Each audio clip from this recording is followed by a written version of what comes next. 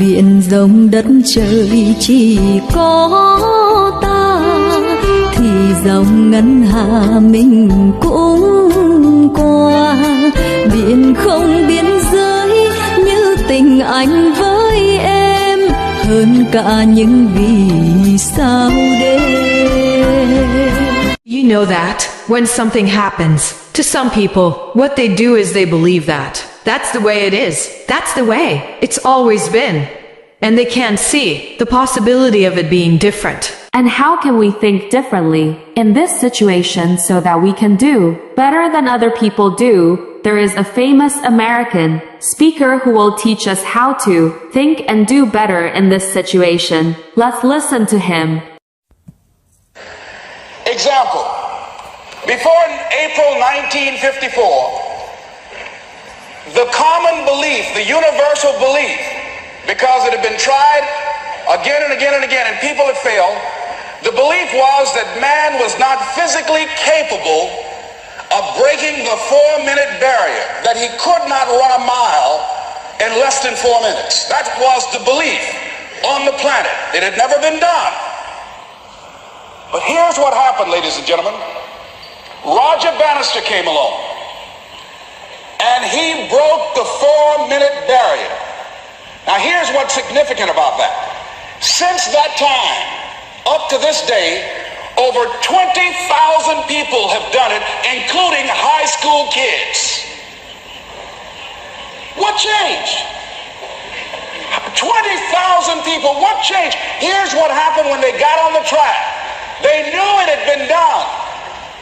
And because they knew it had been done, there was a new belief about this barrier, about this goal that was unreachable.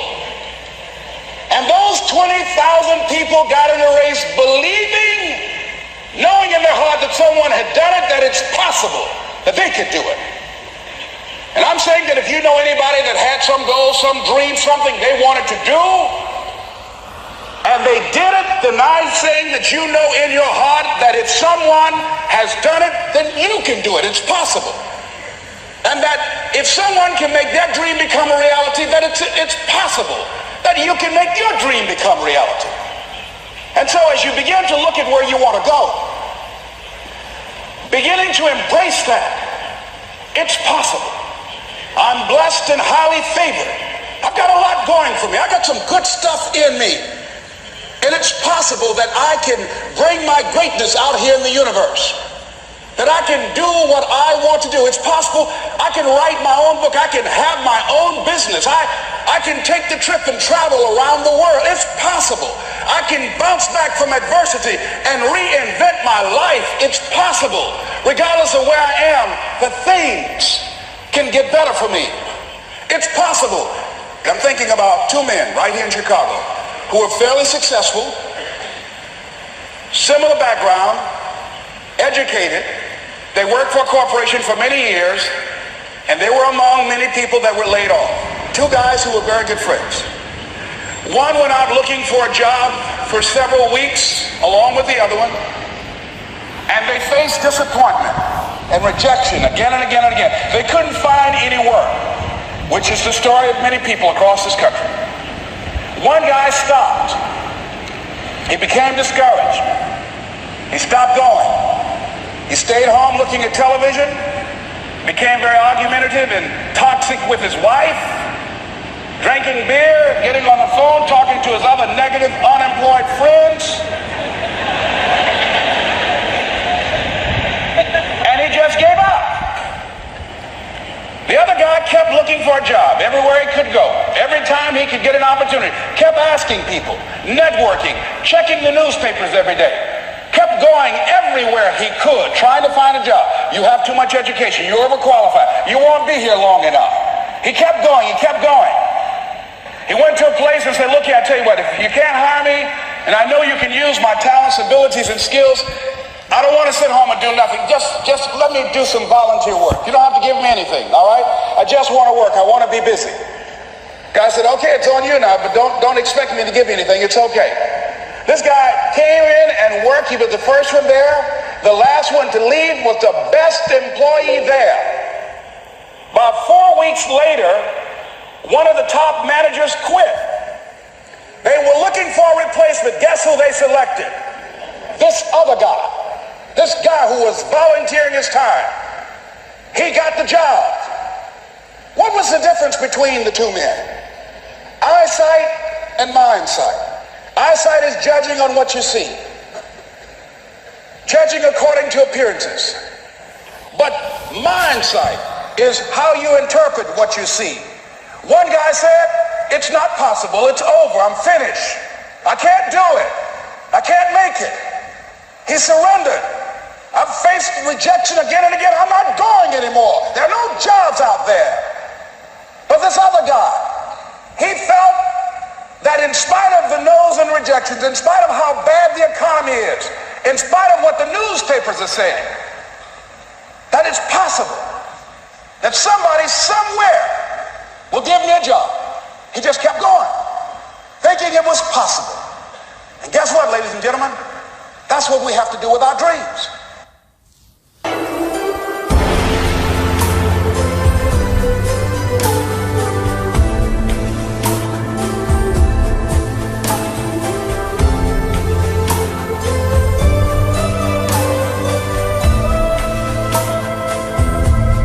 Story about relationship. The man slaughtered a large cow, lit a barbecue and told his daughter, "Daughter, call your relatives, friends and neighbors to eat with. Let's have a party." His daughter stepped out onto the street and started screaming, "Please help us. Please stop the fire at my father's house." After a while, some people came out, others pretended they didn't hear the cry for help. Those who come are invited to eat and drink until late at night. Then the father turned to his daughter and said to her, "The people who come, I hardly know them, some I have never met, so where are our relatives, friends and neighbors?" Daughter says, "Father, the people came to our house because they hear fire, fire, fire. And they came here to help us stop the fire in our house, not for the party. They wanted to help us, therefore they deserve to join our party." Lesson. These are the people who deserve our generosity and hospitality. Conclusion. Those who turn their backs on you when you're in trouble shouldn't be at your victory party. Do you really need the person who hurt you to tell you, "I hurt you, and I'm sorry, and I feel awful that I did it"? It's beautiful to get it, but do you need it? Do you not know how painful the pain was when you experienced it? Do you need them to tell you how painful it was and give you permission to feel it? You don't need it. The one who broke you cannot heal you. You have to heal you. You can't expect the person who broke you into pieces to bring those pieces and say, "I'm going to put you back together." You can't do that. You can, but why would you choose to do that? Someone who has the power to destroy you and uses that power, why would you trust them with rebuilding you? Story 2. If you give somebody which is beyond their capabilities, if you give somebody which is beyond what they deserve, suddenly they become so mean-minded because somewhere inside them, they are small, therefore they have to put on the big act. Now they will start thinking all kinds of nonsense. Therefore, whenever a person is placed in a situation which is beyond his wit or want, then that person will suffer so much insecurity and fear. Because of this fear in his mind, so many evil thoughts will arise. Let's hear the story of Lion and the Sage to know more about this wisdom. Once a sage was sitting under a tree. A crow came and sat on the same tree. It had a small mouse in its beak. When the crow opened its mouth to eat the mouse, it fell on the sage. Now, the sage was a kind man. He put the little mouse safely near him. One day, when the mouse was sitting in the sun with the sage, a big cat wanted to eat it. The mouse wanted to become a cat. It asked the sage. The sage smiled and changed the mouse into a cat. Some days went by. The little mouse was happy to become a cat. After a few days, Tommy the dog chased the mouse-turned cat. It now wanted to become a dog. The cat was changed into a dog. The mouse-turned-cat-turned-dog followed the sage everywhere. But one day, it saw a big tiger. The tiger growled at it. The mouse-turned-cat-turned-dog ran to save its life. It wanted to become a tiger. The sage turned it into a tiger. The mouse turned cat turned dog turned tiger stood in front of the sage. He was now a wild animal. He jumped on the sage to kill him. The sage was a wise man. He knew that a tiger could kill anybody. He was prepared for the attack. He turned it back into the little mouse that it was. The sage said to the mouse, "Get out of here. Fend for your own life because it's nature for a cat to eat a mouse, for a dog to bite a cat, for a bigger animal to eat the dog. It's natural, unless they evolve to that position." Conclusion: if you give them that position, they will only suffer, and they will bring suffering upon everybody. One thing I learned in life, you can never bring somebody up if they don't want to go up. You can't. No matter how good you think you are, no matter how much you want to tell them, you can help them. If they don't want to go up, there's nothing you can do. 100%. But the reverse is not true. Somebody bad could bring a good person down. Because the negativity in the world is much, much stronger than the positive sometimes. And the negative people can bring you down. So I stay away from negative people. You're right. I just walk away from them. People will not change if they don't want to change. We can't change people. Each one can change themselves if they have that willingness to change.